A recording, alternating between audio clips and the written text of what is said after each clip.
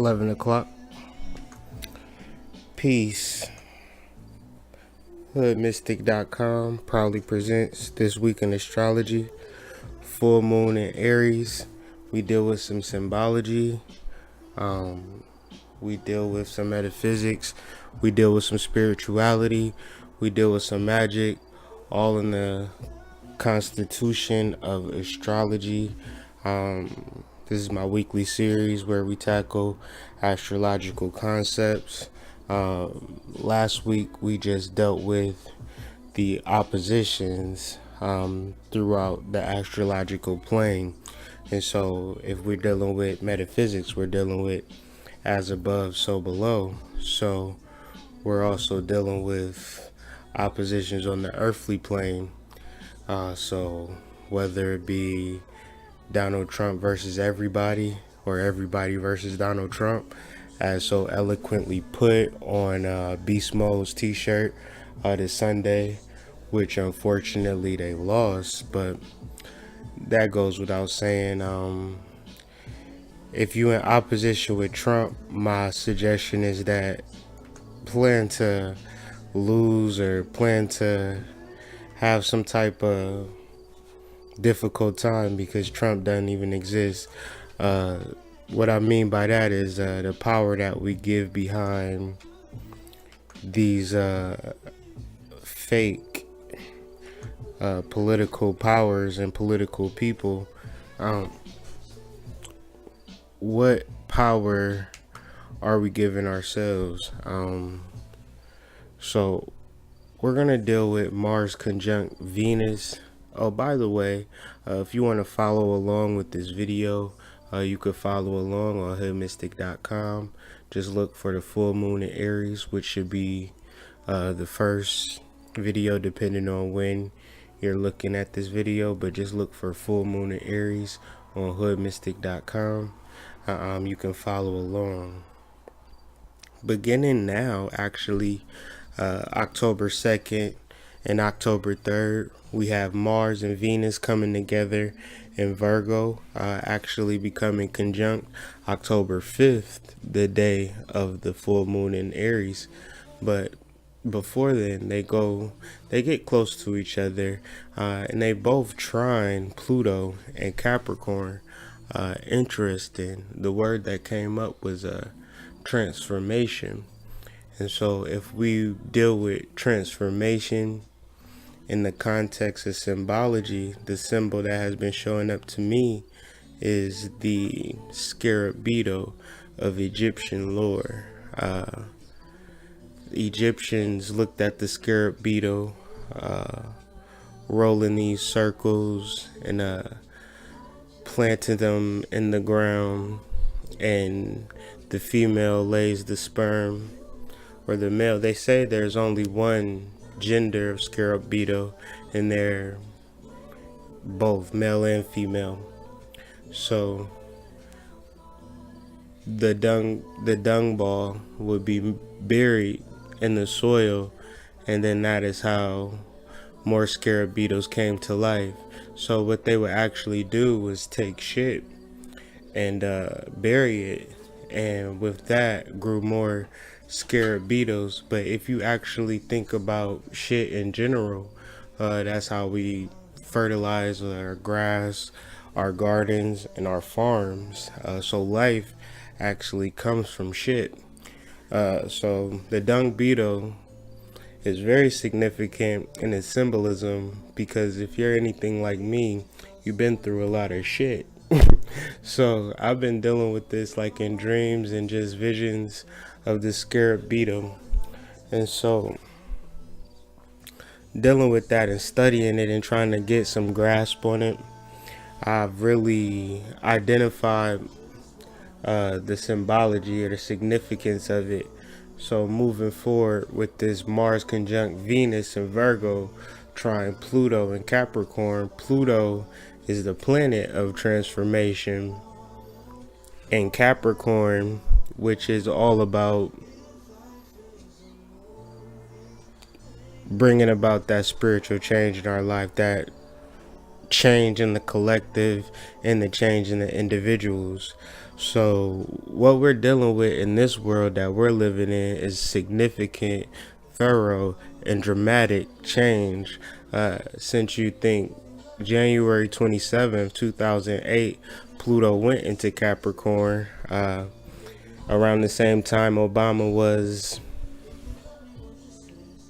elected, that's when he started getting his fire. And so it's just interesting that we live in a world where we have like a black president, and then we have like a joke president, and we really have to and we felt as though having a black president would mean something for us as black people. But then we witnessed some of the most brutal things ever seen happen to black people live on camera, whether it be Alton Sterling, Philando Castile, and all of these gruesome things. So you figure, and then you have Donald Trump, and where is the security that you have in the government? Like, how could you depend on the government? Thus, we have to create some type of government for ourselves. So Mars and Venus in Virgo is representing conjunct.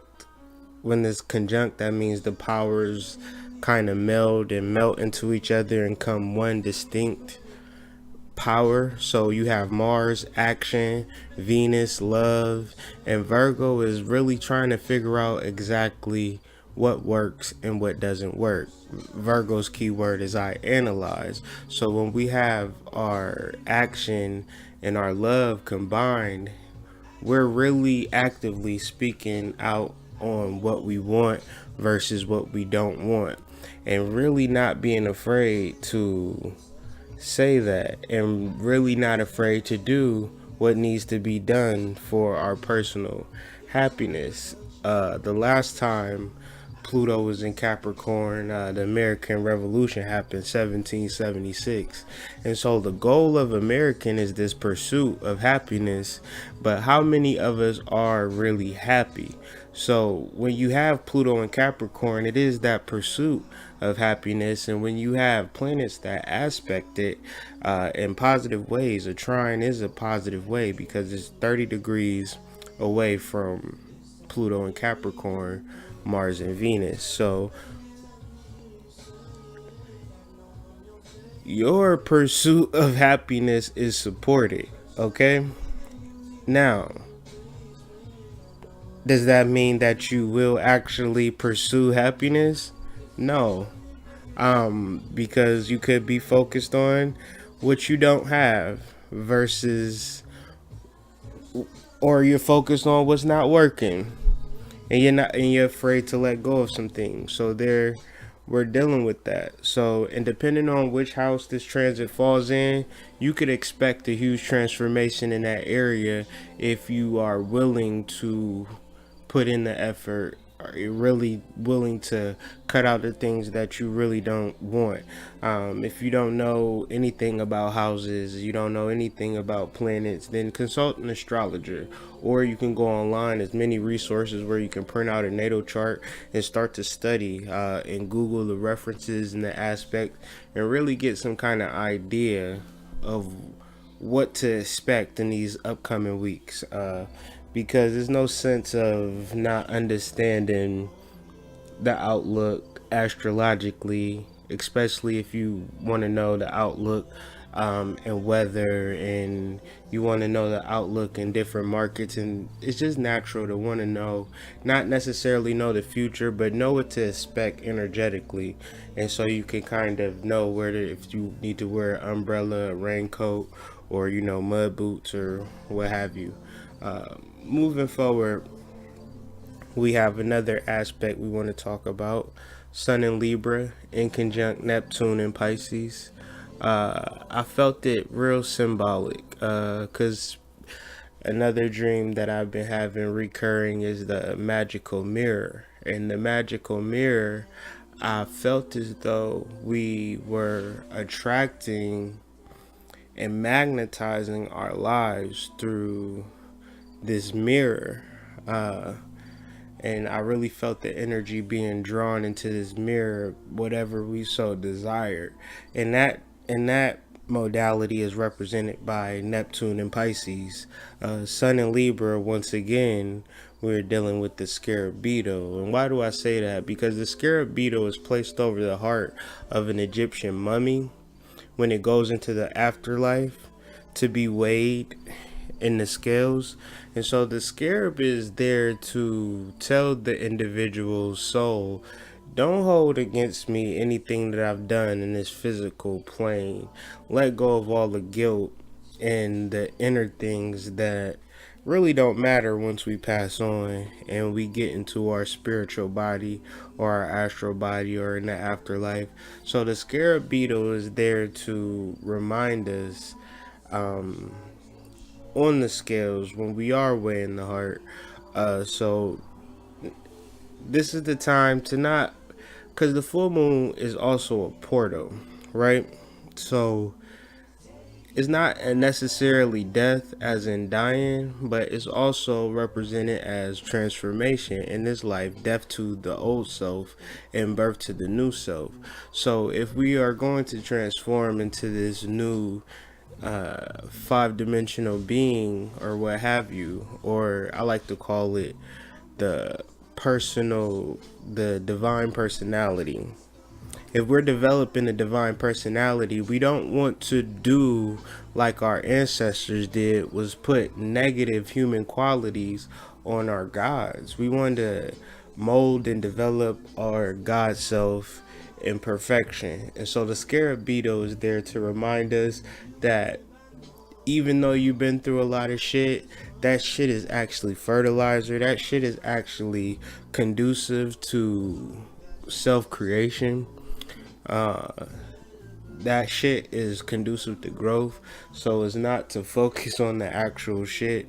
The shit actually has a purpose. So in conjunctions represent integration. So when we're working with our magical mirror, Neptune and Pisces, and we're in conjuncting, which means we're integrating our weighing of the heart, Sun and Libra, we want to have a balance. We don't want to be so heavy-hearted.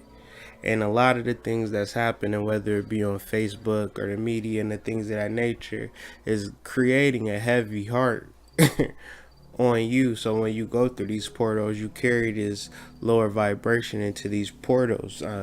October 5th is a portal, actually. So you want to be clear hearted, you want to be free hearted. And how do we do that? We go to our happy place, we learn how to love ourselves. When we look into the mirror, we speak positive affirmations into the mirror, of truth, of like really separating ourselves from the guilt of the ego and really allowing the freedom of the soul to transpire and radiate through our existence.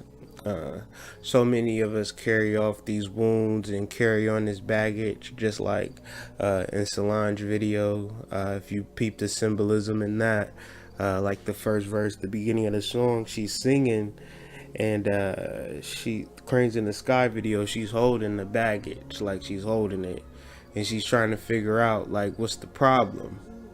And towards the end of the video, you realize she lets go of the baggage. So it's not your hair, it's not, drugs and things of that nature. It's really loving yourself and speaking truth to yourself. And are you able to process the pain, let go of the pain, heal the pain, and really find some balance emotionally and start to integrate positive affirmations in your life? That's really key moving into the actual full moon in Aries, which is the full length portal. So the universe works out so magically and so beautifully how it can prep you October 4th to kind of balance yourself out mentally on Wednesday. And then Thursday, the full moon is really, it's assertive and it's passive and it's receptive all at the same time. The symbology I like to work with the full moon in Aries is going to refer to the tarot. Then we deal with the Emperor card, and we also deal with the High Priestess. The High Priestess cloaked in the Emperor's robe. The High Priestess as a ruler figure. So how to let your intuition and your receptiveness rule, how to bring into your life that which you desire. Where can you be assertive at based upon your receptive nature? The High Priestess, people come to the High Priestess, she's not really assertive. The Emperor is there to let it be known what it is that you want. So, and this is all opposing the Sun in Libra, which is all about finding some balance. So we have these energies oppose one another, which is a hard aspect if we lack understanding. Thus, people's ways come across as misunderstood because maybe they're too assertive, or maybe they're just passively waiting for something to happen, and there's no balance between structure, between when to receive and when to give and when to demand. This is really a transformation between asking for shit to demanding things of our spirit. So we generally need to find that happy place within and really empower ourselves, because this falls on the axes of the grand sign, the grand fire trine sign. So which is all about the empowerment of self. This is 2017. This is a 1 year. This is about the individual, and it's really about building yourself up. And so, with that being said, are you coming? Are you doing the things? Are you in your happy place? Are you in? Are you following your heart, or are you just guilty, or is your heart heavy because all of these things that's happening around you that you can't control anyway, and you're not even doing anything about? So we really need to focus on lightening our heart and creating some balance going into this full moon portal. Masculine, a masculine sign, which is Libra, air sign, which we're dealing with the intellect, and Aries, we're dealing with the fire. So we're dealing with the passion and the desire, and we're also dealing with the full moon, so that's receptivity. So it's a real interesting mix that, only a certain few can balance that. So when you're dealing with full moons, you're dealing with crazy. So you're dealing with too passive, where you might miss the boat, and then you're dealing with too aggressive, where you kind of scare people away and push people away. So finding that balance, really speaking your truth, really projecting positive feelings, positive affirmations will get you through this transit smoothly. Not paying attention to the media, not paying attention to the news, and really just focusing on the things that's important to you and the things that make you happy is extremely magical. Making sure that the space is clean, making sure that you're really fully illuminating during this full moon, and really embracing transformation and really getting it thorough change out of yourself, and really boosting yourself up to that level to which you're ascending to. That's what makes life worth living, to have those desires and have things that you want to reach for and things you want to accomplish, and being around people that make you happy. So with that being said, balance is the key, especially with Sun in Libra, and really lightening that load, really letting go that unnecessary baggage is very, very key. With that being said, man, I'm just signing out. Like I said, if you want the script to what I was talking about, you could visit hoodmystic.com. It's the first article there, so it's real easy to check out and get your read on, and then do your own research on the scarab beetle and the magical mirror, and just do your own research and don't take this thing lightly. Don't waste your time. Make sure you study. Make sure you understand the world that you're living in. Make sure you question the nature of the reality that you're living in, because